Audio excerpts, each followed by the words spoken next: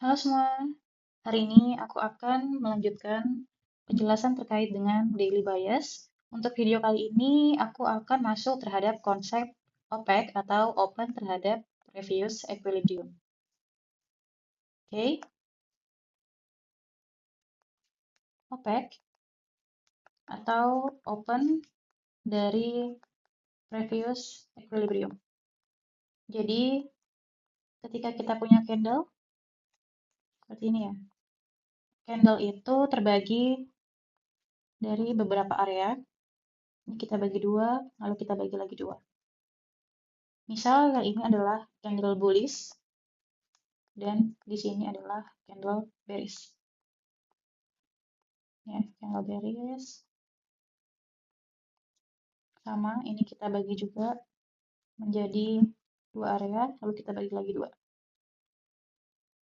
Candle bullish itu memiliki area karena dia naik ke atas.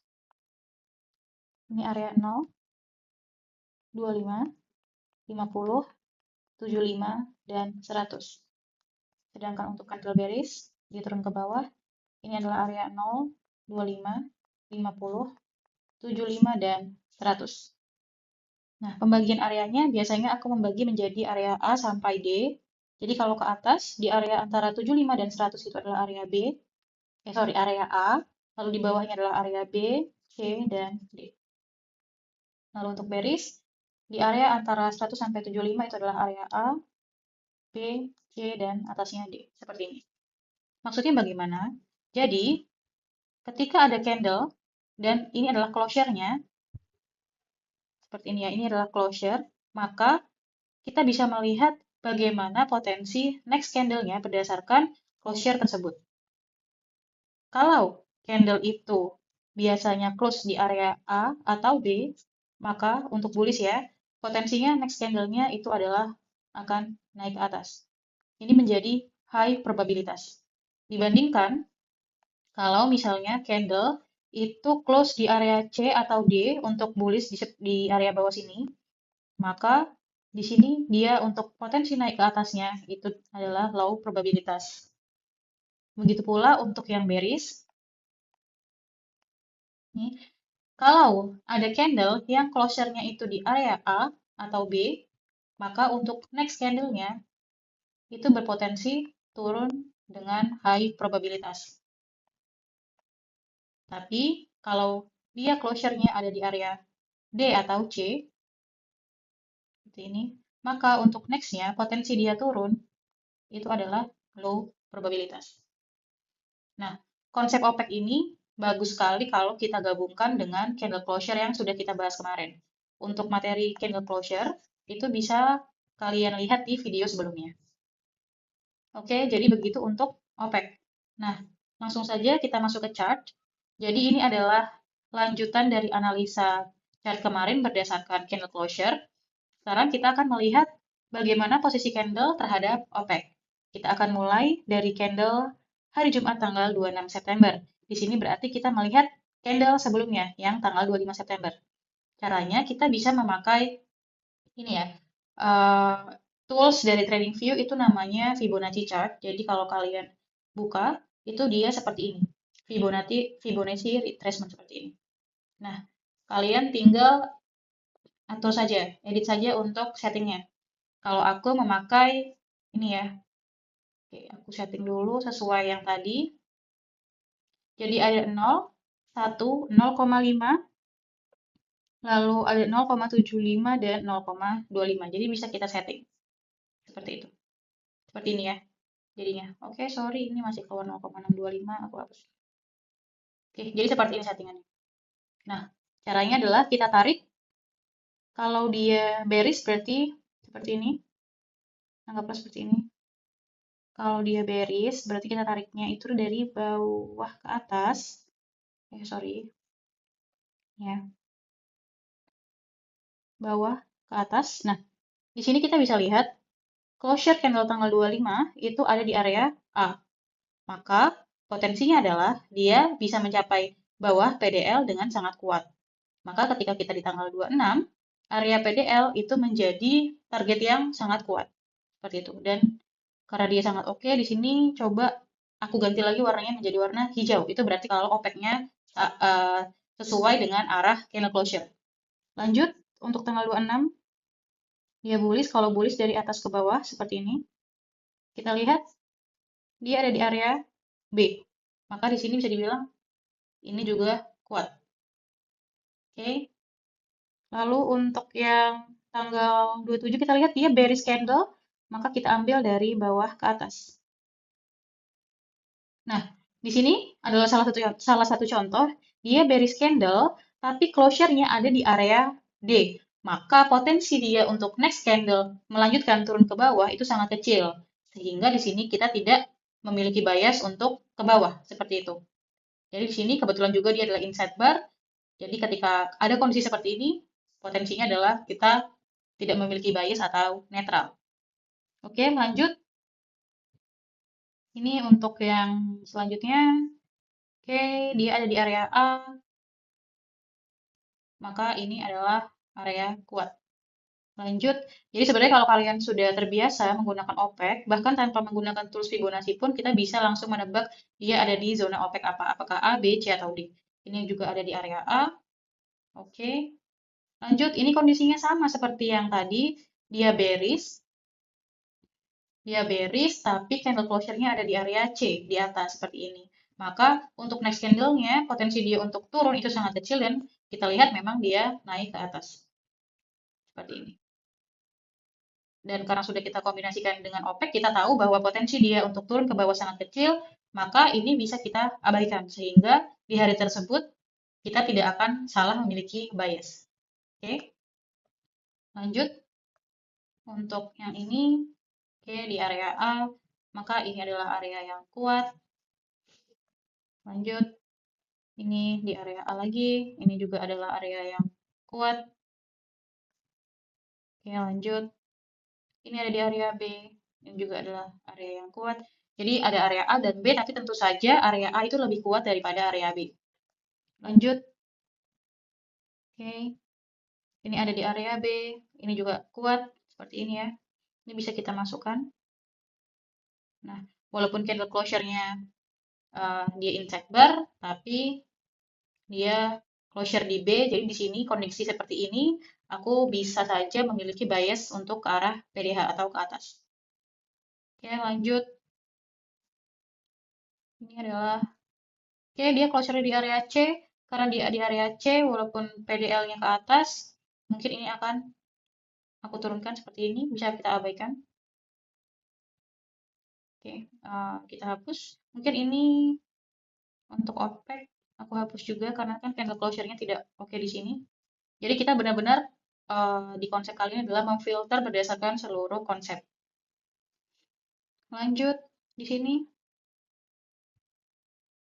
Oke, dia closure-nya ada di area sekitar B dan C, tapi dia kurang begitu jelas. Maka di sini potensinya dia tidak ke arah atas, tapi ke bawah. Dan kalau kita lihat memang dia CC-nya dia ke candle closure ya, CC-nya adalah ke bawah. Maka ini bisa dibilang kuat. Oke, selanjutnya ada di area A. Ini kuat. Lanjut. Ini ada di area B, maka dia bisa dibilang ke atas, tapi dia inside bar tidak jelas. Kita abaikan. Ini ada di area, oke. Dia ada di area B, tapi B-nya sangat mepet ya, dengan equilibrium 50%, biasanya ini tetap kurang oke. Ini kita abaikan saja. Lanjut. Nah, ini ketika terjadi penurunan besar kemarin ya di Bitcoin. Oke, seperti ini. Oke, dia closure di area B walaupun bearish, maka ini tidak menjadi bias. Ini, oke, ada di area B, tapi dia inside bar, jadi mungkin kita abaikan. Ini ada di sini, oke, dia di area A, maka ini adalah area yang kuat. Ini ada di area B, dia ada di area B, maka ini kita abaikan. Lanjut. Oke, ini dia di area, sorry, ini dia ada di area C, maka ini kita abaikan. Lalu ini inside bar, dia ada di area A, maka ini bisa menjadi area yang bagus, tapi karena dia inside bar, oh inside bar bisa ya, inside bar itu adalah, sorry, oke, inside bar itu area yang netral, jadi ini bisa kita jadikan target juga. Oh ini kenapa belum aku rubah warnanya, oke. Sorry, sepertinya aku salah melihat. Ini tadi bagaimana ya? Yang ini, oke di area A, inside bar dia netral. Aku jadikan begini saja. Ini inside bar lagi, dari atas ke bawah. Tidak apa-apa, ini kita buat saja inside bar ya. Oke, karena dia tidak mencapai target, kita ganti warna merah. Oke, lanjut sekarang ke sini. Oke, ini area A, maka ini targetnya jadi kuat. Lalu ini ada di area C, maka ini bisa kita abaikan. Oke, ini adalah inside bar ada di area B, maka ini bisa menjadi target kita. Tapi memang harap diperhatikan untuk inside bar itu memang ketika dia ada di closure yang A, biasanya dia akan mengikuti arah OPEC-nya. Tapi itu dia tadi, inside bar itu adalah candle konsolidasi, di mana arahnya itu kita tidak bisa menebak dengan probabilitas yang tinggi seperti break atau reversal atau sweep. Jadi di sini kita juga harus memiliki closure yang jelas ataupun entry yang konfirmasinya jelas di lower time frame. Oke, lanjut. Sekarang di sini closure-nya ada di A, maka ini jelas. Yang ini, oke, closure di B, ini juga adalah closure yang jelas. Oke, untuk yang ini, ada di area A, ini juga target yang jelas. Lanjut lagi. Oke. Ini ada di area B, maka dia areanya ke bawah. Tapi karena dia sweep, dia ke atas, berarti ada konflik antara candle closure dan bias berdasarkan OPEC, maka di sini kita tidak memiliki target. Lanjut. Oke, ini area B, ini closure yang jelas. Selanjutnya, oke, ini ada di area B, maka dia targetnya ke atas, tapi secara candle closure dia ke bawah, karena ada konflik, ini kita abaikan. Dan selanjutnya, inside bar ini, dia ada di area A atau B, ini bisa kita jadikan target ke atas. Oke, ini adalah update bias berdasarkan OPEC. Jadi awal kita candle closure kemarin, itu ini ya, ada 19 area target oke, dengan 5 yang not oke, dengan win rate 79%. Nextnya, setelah kita update bersama OPEC, mari kita hitung ada 1, 2, 3, 4, 5, 6, 7, 8, ini aku hitung satunya, 8, 9, 9, 10, 11, 12, 13, 14, 15, 16, 17, ada 18 area. 18 area, oke. Untuk yang tadi inside bar, tapi dia melanjutkan candle sebelumnya, aku abaikan ya, tidak aku hitung. Dan yang not oke ada 1. Tapi kalau kita perhatikan di sini, oke, di sini candle sebelumnya itu memiliki target ke bawah, lalu inside bar dia ke atas. Ketika terjadi seperti ini, kalau aku pribadi akan mengikuti closure dari candle sebelumnya. Karena di sini dia masih konsolidasi. Jadi ini akan aku abaikan. Jadi kita bisa bilang 18 oke, dan 0 yang not oke, dan win rate langsung sangat naik drastis ke 100%.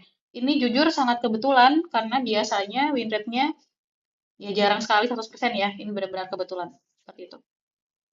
Kurang lebih begitu caranya untuk melakukan analisa daily bias dengan menggabungkan OPEC ke dalam candle closure yang kemarin. Ini OPEC. Nah, kurasa untuk video kali ini aku akan selesaikan di OPEC. Next video aku akan menjelaskan terkait dengan next konsep yaitu swing point formation. Jadi terima kasih karena sudah menonton video ini sampai selesai. Jangan lupa subscribe. See you di next video.